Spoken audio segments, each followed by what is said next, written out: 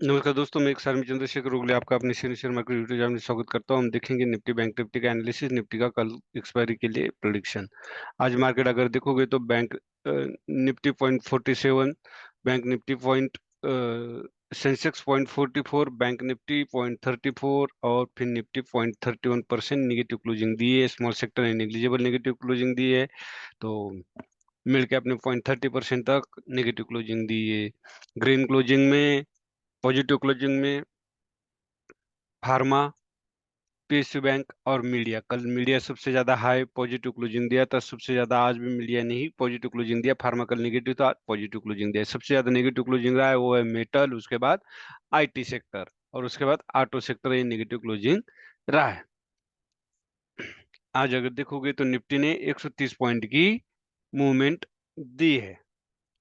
अब निफ्टी का अब देखोगे तो एबीसीडी पैटर्न देखने को हमें मिल रहा है डाउन साइड, तो उसके हिसाब से टारगेट आना चाहिए 18,600। लेकिन उसके लिए टाइम है, उससे पहले बीच में जो रजिस्टर सपोर्ट है उसको ब्रेक करना बहुत जरूरी है। अभी 18,970 का लो लगाया है और 19,070 के ऊपर हमने बाय करना है। अगर हाई देखोगे तो 19,096 का हाई है, लेकिन हमें 19,070 के ऊपर बाय करना है। अभी 5 मिनट में हम चलेंगे कि 5 मिनट में हमारा कहाँ पे ट्रेड बन रहा था, क्यों बन रहा था, व्हाट इज द लॉजिक। अभी यहाँ पे भी एक ट्रेड बन रहा था, उसकी वजह क्या थी? वजह ये थी, यहाँ से बायर एक्टिव हुए थे, मतलब सपोर्ट लिया था, ये सेकंड सपोर्ट, ये थर्ड सपोर्ट, उसके बाद ये फोर्थ, फिर ये यहाँ से ब्रेक किया था, ये फिफ्थ। इतनी बार अगर एक पॉइंट को अगर टच करते हो तो वो कमजोर होना ही होना है, और यही हुआ। मैंने बैंक निफ्टी में यहाँ पे पुट दिया था, यहाँ से मार्केट सीधा नीचे आया वन साइड। उसके बाद अगर आपका कहीं पुट बनता था तो इस कैंडल के नीचे क्यों बनता था? ये एक पुल बैक था और डबल टॉप बना था। यहाँ पे अगर आप देखोगे तो ये डबल टॉप बना था, यहाँ पे बाय करते, या तो यहाँ पे बाय करते, या तो ये लाइन मैंने खींच रखी है, यहाँ पे हमारा बाय होता और एक यहाँ मिलता। फिर आप देखोगे यहाँ पे से सेलर ज्यादा एक्टिव है, यहाँ पे मारते तो इस कैंडल के नीचे आप बाय करते तो इसके ऊपर स्टॉप लॉस, और यहाँ पे भी एक मूवमेंट अच्छी मिलती। जहाँ कुछ चीजें साइकोलॉजी पे भी चलते हैं, जैसे कि जहां से सेलर एक्टिव है वहीं से दोबारा एक्टिव होंगे, जहां से बायर एक्टिव है वहीं से दोबारा एक्टिव होंगे। अभी कल के लिए मैंने जो बोला है आप देख सकते हो, सेम थिंग 19,070 के ऊपर हम बाय करेंगे। और या तो ये एक बायर्स पॉइंट आप देख सकते हो, यहाँ पे कोई डब्ल्यू पैटर्न बनता है छोटा तो यहाँ पे भी हम बाय करेंगे 18,970 के ऊपर, क्योंकि आप यहाँ देख सकते हो ये जो है बायर्स एरिया है। तो यहाँ पे भी अगर इस तरह कोई डब्ल्यू पैटर्न बनता है तो हम इसके ऊपर बाय करेंगे और ये स्टॉप लॉस होगा। और 18,970 के नीचे हम सेल करेंगे, उसके नीचे 18,930 ये हमारा टारगेट रहेगा। उसके बाद फिर 18,830, मतलब 100 पॉइंट का अगर ये 930 ब्रेक करता है तो 930 वो भी ब्रेक कैसे करना चाहिए? डायरेक्ट नहीं, या कंसोलिडेशन देने के बाद ब्रेक करना चाहिए, उसके बाद एक पुल बैक देना चाहिए, फिर नीचे आएगा तब हम इसमें एंट्री करेंगे। डायरेक्ट एंट्री नहीं करना, डायरेक्ट नहीं घुसना। पॉइंट लेने होते हैं हमने 20-30, और बेवजह कहीं भी कूदना मार्केट में इंट्राडे में आपका लॉस का कारण होता है, और कुछ भी नहीं है। मार्केट स्ट्रक्चर 10 में से 7 बार फॉलो करता है, 3 बार फेल होता है, तो 7 बार भी आप 1:2 रिस्क रिवार्ड लेते हो तो भी आप देख सकते हो कितना रिवार्ड मिल सकता है। तो मार्केट में आपको अनुशासन का पालन करना बेहद जरूरी है। सेकंड, अब चलते हैं बैंक निफ्टी की तरफ। बैंक निफ्टी ने भी 170 पॉइंट की रैली दी है। अगर आप देखोगे तो हाई यहाँ पे देखने को मिलेगा 815, और लो यहाँ देखने को मिलता है 660। मतलब 150 पॉइंट की बैंक निफ्टी ने मूवमेंट दी, तो आप देख सकते हो आज क्या असर हसर रहा होगा मार्केट में बायर्स का। तो मैंने इस कैंडल के नीचे इस कैंडल में ही पुट बाय दिया था, और वो एक अच्छा पॉइंट मिला। अच्छा क्या, खैर मूवमेंट ज्यादा नहीं मिली, थोड़ा एट द मनी का था। 42,700 का मैंने पुट दिया था, तो यहाँ 40-50 पॉइंट मिले।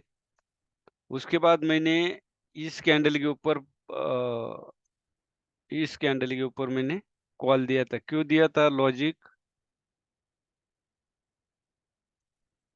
लॉजिक आप देख सकते हो यहाँ पे, ये देखो ये लाइन है, फिर भी मैं एक और लाइन लगाता हूँ, जिससे ये वाला यहाँ से क्या है, बायर एक्टिव हुए थे, तो इसी बेसिस पे मैंने एक यहाँ पे कॉल दिया था।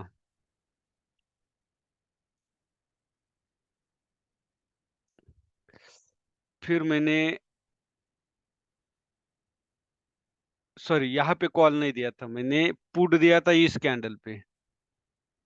आप अगर देखोगे तो इस कैंडल पे मैंने पुट दिया था, और कितना, 25 पॉइंट का स्टॉप लॉस था, बाद में मैंने उसको 13 पॉइंट का कर दिया, तो एक छोटा सा स्टॉप लॉस मिला।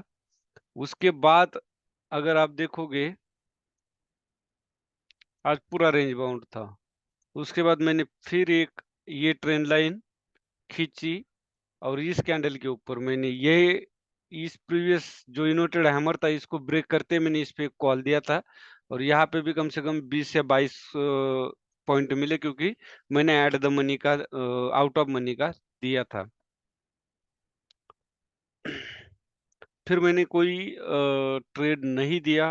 मुझे लगता है मैंने यहाँ पे दोबारा एक कॉल दिया था, वो ज़्यादा कोई पॉइंट मिले नहीं, ज़्यादा मूवमेंट मिला नहीं, बस इतना ही। मैंने चार में से एक का स्टॉप लॉस हिट हुआ, बाकी एक कॉस्ट टू कॉस्ट एग्जिट करना पड़ा, दो में पॉइंट मिले।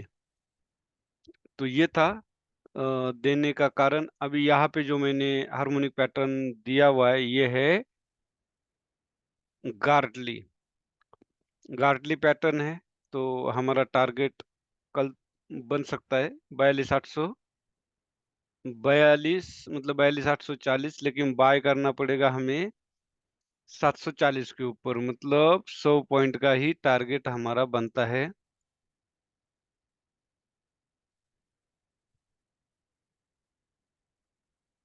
42,740 के ऊपर हम बाय करेंगे। अभी सेल करना पड़े तो हमें 42,605 के नीचे, जो आज का लो था।